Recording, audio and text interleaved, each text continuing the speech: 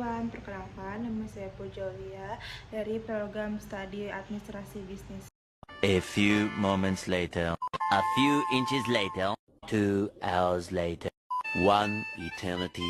Saya di sini akan menjelaskan satu jenis stream dan contohnya, dua bentuk sesat pikir dan contohnya, bagaimana agar terhindar dari logical fallacy. Stream merupakan suatu himpunan cerita, pada dasarnya ada pengertian dan himpunan. Tidak mungkin ada stream tanpa pengertian dan himpunan. Walaupun kosong sebagai suatu himpunan, yaitu himpunan kosong. Stream dibagi menjadi 3 jenis, yaitu stream singular. Stream ini dengan tegas menjelaskan suatu individu, barang, atau golongan tertentu yang spesifik. Contohnya, Budi, orang itu, kelompok itu, dan sebagainya.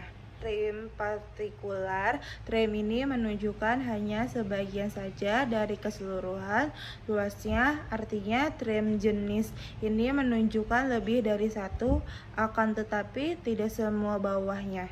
Contoh, beberapa pegawai, 4 orang siswa, dan sebanyak lagi. Stream universal. Stream jenis ini menunjukkan seluruh lingkungan beserta bawahnya, masing-masing tanpa terkecuali, contoh semua orang, setiap warga, dan sebagainya. Akhir disebut juga keliruan terhadap prinsip dasar penalaran. Ketika prinsip dasar salah, maka bisa jadi penyimpulannya juga salah. Kalaupun seandainya premis yang disampaikan tepat, tetapi kesimpulannya salah, dapat dianggap sebagai sesat pikir. Dengan kata lain, argumentasi yang mereka sampaikan tidak nyambung.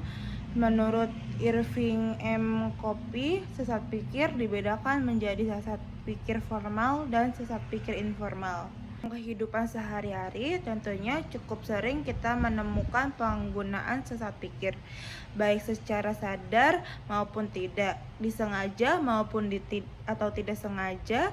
Tujuan seseorang menggunakan cara berpikir yang sesat dalam berargumentasi sebenarnya cukup beragam. Di antaranya adalah propaganda, tipu muslihat, atau sarana mempengaruhi orang lain. Pembelajaran logical fallacy sangat diperlukan untuk kita, apalagi jika berniat untuk berbisnis atau melakukan investasi. Hal ini bertujuan agar kita dapat terhindar dari tipu muslihat dan penipuan yang dapat merugikan akibat tipu daya dari sesat pikir itu tadi. Sesat pikir formal. Sesat pikir formal merupakan keliruan penalaran berdasarkan bentuk atau sering disebut sesat pikir menurut logika. Sesat pikir ini banyak ragamnya, salah satunya misalnya mengiyakan suatu pilihan dalam suatu susunan pikir pengetahuan yang merangkumnya. Contoh, Panji biasanya pergi liburan ke pantai atau ke gunung, dan ternyata kali ini dia liburan ke pantai, berarti gunung bukan liburan. Sesat pikir informal adalah kesalahan dalam berargumen yang tidak berkaitan dengan struktur logis argumen, melainkan dengan isinya atau asumsinya yang digunakan. Kesalahan ini dapat terjadi karena premis yang salah, tidak relevan, atau karena adanya kesalahan dalam cara kita menarik kesimpulan. Beberapa contoh sesat pikir informal meliputi argumen menyerang pribadi lawan, mengalihkan isu.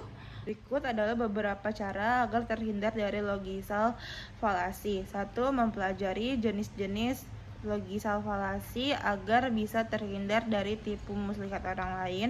2. Membuat poin-poin yang akan dilakukan sebelum menyampaikan argumen. 3. Melakukan erosi cek atau memastikan kembali kepada orang lain terkait kebenarannya.